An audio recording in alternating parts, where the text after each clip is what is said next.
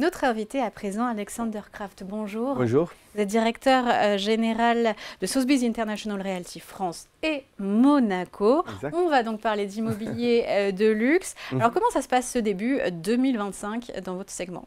Alors, la situation est mieux que prévu. 2024, c'était quand même une année assez difficile, très volatile, avec un début très long, un petit boost. Après, lors des élections, un arrêt total et avec une reprise à la fin de l'année suite aux élections américaines. Et ce boost, ça continue au début de cette année. On voit spécialement les étrangers qui reviennent sur le marché enfin en France, spécialement les Américains et les acheteurs du Moyen-Orient. Aussi parce que le dollar, il a quasi parité avec l'euro, donc ça leur donne pas cher pour eux. un pouvoir d'achat supplémentaire. Et si vous combinez ça avec les prix qui sont en baisse depuis 2 ans, ça fait vraiment une motivation très très forte. Donc les clients internationaux qui sont largement revenus et beaucoup plus présents sur le marché local que les clients français. Tout à fait, parce qu'il ne faut pas oublier que bien sûr, lors du Covid, tous les acheteurs étrangers sont quasiment disparus. Dans le marché d'exception, on a quand même, dans certains marchés, entre 50 et parfois 80% d'acheteurs étrangers. On n'a jamais rattrapé cet pourcentage dans les dernières années. Donc là, on s'approche un peu des niveaux avant Covid. Et la deuxième chose, c'est aussi que les Français, ils se réveillent encore une fois. C'est aidé par la baisse des taux d'intérêt et la baisse des prix. Donc ça devient vraiment un marché pour les acheteurs parce qu'il y a beaucoup d'inventaire sur le marché, les prix sont en baisse et les banques aussi, eux, ils deviennent plus flexibles en donnant encore une fois des crédits. Mais pourtant, généralement, on dit que vos clients ne sont pas trop dépendants de l'activité économique parce qu'ils n'ont pas forcément besoin d'emprunter. Oui. Et vous nous dites que ça a quand même un effet de reprise, en tout cas, vous le voyez. Oui et non. Donc, la bonne chose pour l'immobilier d'exception, ça devient un investissement alternatif en temps de crise. Donc, il y a beaucoup de gens, spécialement avec l'inflation, qui préfèrent de mettre leur argent dans la pierre. Mais pour des raisons fiscales, par exemple, ils souhaitent quand même financer leurs biens. Donc, on n'est pas complètement indépendant. Mais justement, les acheteurs qui peuvent payer en cash son financement, ils sont dans une position beaucoup plus forte aujourd'hui. Et c'est pourquoi on voit spécialement dans le très haut de gamme, donc entre 5 et 50 millions, la plus grande activité aujourd'hui. Et c'est assez étonnant même pour nous. Parce que c'est une activité qu'on n'a pas vue depuis 5 ans dans cette gamme de prix-là. Et c'est revenu au 4e trimestre de l'année 2024. Il y a vraiment eu un effet Jeux Olympiques? Jeux Olympiques, mais plutôt, je crois, les élections présidentielles. Parce qu'avant les élections présidentielles aux États-Unis, c'est comme ici en France, c'est l'attentisme total de tout le monde.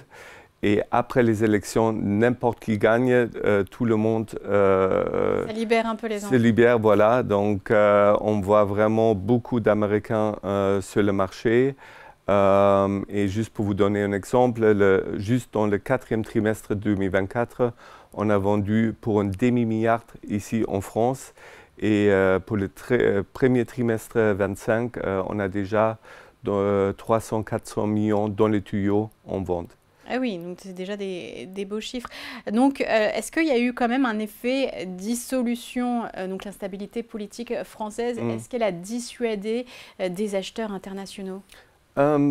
Franchement, pas trop, parce que je crois, par rapport à l'image de la France à l'étranger... Ça les a pas surpris? Ça ne les a pas surpris, ils sont habitués que les Français sont un peu difficiles, entre guillemets. Et franchement, ils ne suivent pas nécessairement l'actualité politique ici en France. Pour eux, ce sont plutôt voilà, les prix qui sont intéressants. Et plutôt de change. Voilà, exactement. Que de l'art. Donc, non. Et en revanche, pour les clients français, qu'est-ce que vient changer l'instabilité fiscale du budget 2025, du budget encore 2026, parce que forcément les patrimoines vont encore continuer d'être taxés. Est-ce que ça les dissuade là? Oui et non. Donc, c'est pourquoi je suis prudemment optimiste pour cette année. Donc, avec la baisse de taux qui va continuer, j'espère les banques plus flexibles. Les Français sont plus motivés, certes, donc on ne sait jamais aujourd'hui ce que va arriver le lendemain, donc ni en France, ni à titre international. Il y en a qui vous ont dit non, la France, pas pour le moment, je préfère acheter à l'étranger, parce que vous êtes aussi Monaco, vous êtes aussi évidemment Sotheby's partout en Europe. Oui, oui, oui. Oui et non, donc il y a certaines grandes familles qui veulent peut-être passer plus de temps à l'étranger, mais ils ont quand même leur base familiale et commerciale en France, donc ils ne vont pas quitter la France du jour au lendemain. Bon, ils suivent les actualités, mais pour l'instant, on est loin du mouvement qu'on a vu par exemple avec M. Hollande, où vraiment beaucoup de gens aisés ont quitté le pays. Aujourd'hui, on n'est pas encore là. Bon, on n'en est pas encore à la Paris. Si on regarde le marché parisien, il avait un peu baissé. Il y a toujours des valeurs sûres là, qui se vendent comme ça. Oui. Paris, c'est vraiment un des marchés les plus stables du monde. Les prix ont heureusement baissé parce qu'ils avaient quand même flambé pendant les derniers 5 ans. À mon avis, il y a encore un peu d'espace pour un ajustement, spécialement dans les quartiers normaux, entre guillemets, bien sûr, dans les 6e, 7e, 8e, 16e. Les quartiers les plus recherchés, les prix restent plus stables. Mais dans l'ensemble de Paris, je crois, on va encore voir des ajustements de prix, ce qui est pour moi un développement très sain, parce que ça va permettre justement aux Français de revenir sur le marché. Et ça veut dire qu'il y a des opportunités, il y aura des opportunités aussi à saisir justement sur les arrondissements peut-être plus périphériques? Justement, je crois que c'est vraiment une buyer's market aujourd'hui, un marché d'acheteurs, parce qu'on a vraiment le choix, même dans les beaux quartiers aussi, parce qu'il y a beaucoup d'inventaire qui s'est accumulé dans les derniers 18 mois. Donc, les vendeurs qui sont restés inflexibles pendant longtemps, là, ils comprennent que le marché il a changé, ils sont prêts à négocier, à ajuster les prix. Donc, pour des acheteurs motivés, c'est un bon moment d'acheter. Et de négocier donc. Et de négocier très fort. Sur la French Riviera, la Côte d'Azur, oui. Le French Riviera, donc le mot, Donald Trump aime beaucoup citer ce mot, mais en tout cas, comment se porte l'immobilier là-bas? Donc, sur la côte, aussi dans d'autres marchés secondaires, comme la montagne, les stations balnéaires, ça va beaucoup mieux aussi.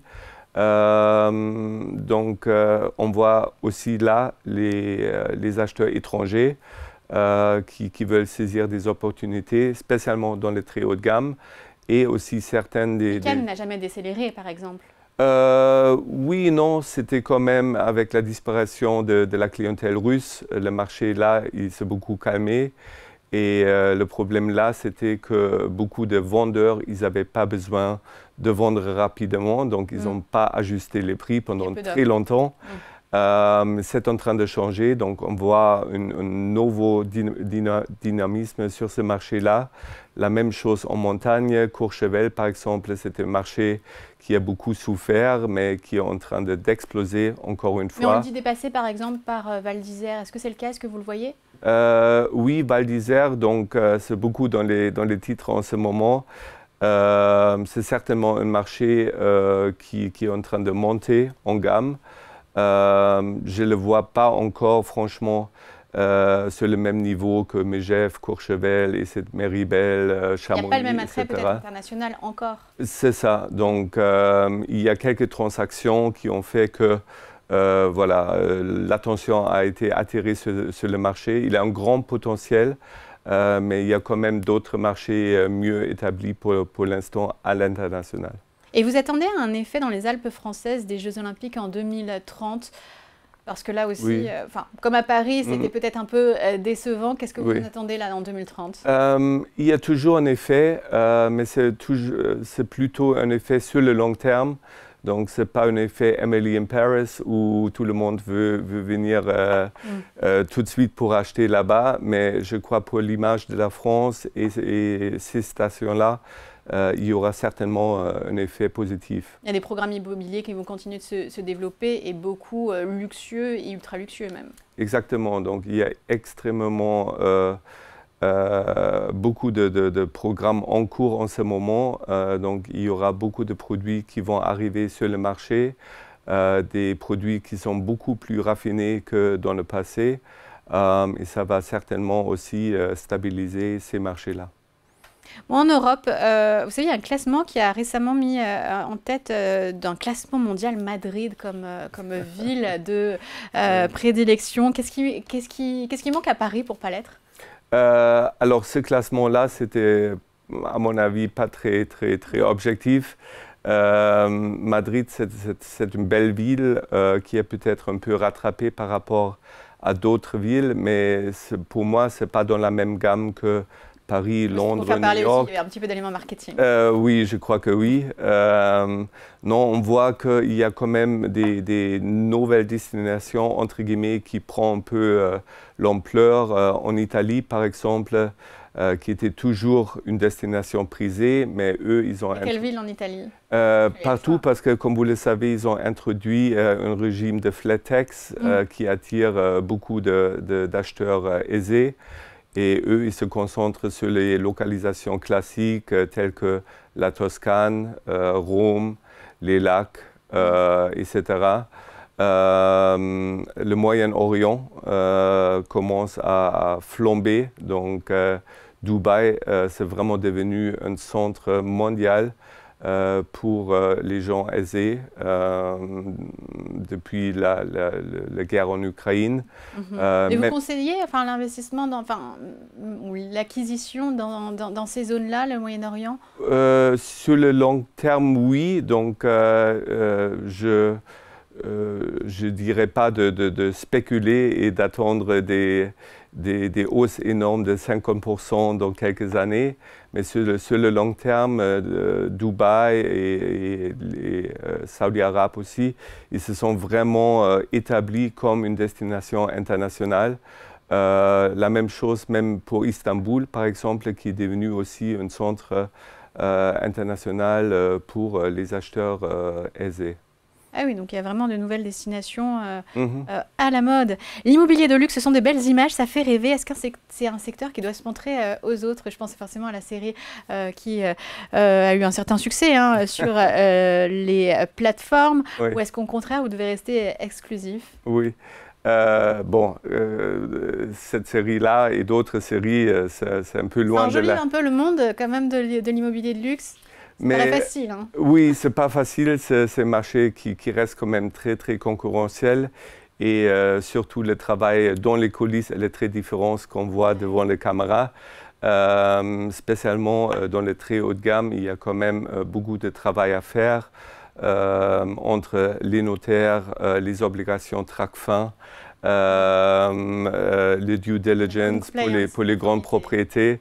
Donc là, il faut vraiment offrir des services très professionnels avec une équipe légale, financière, fiscale, etc.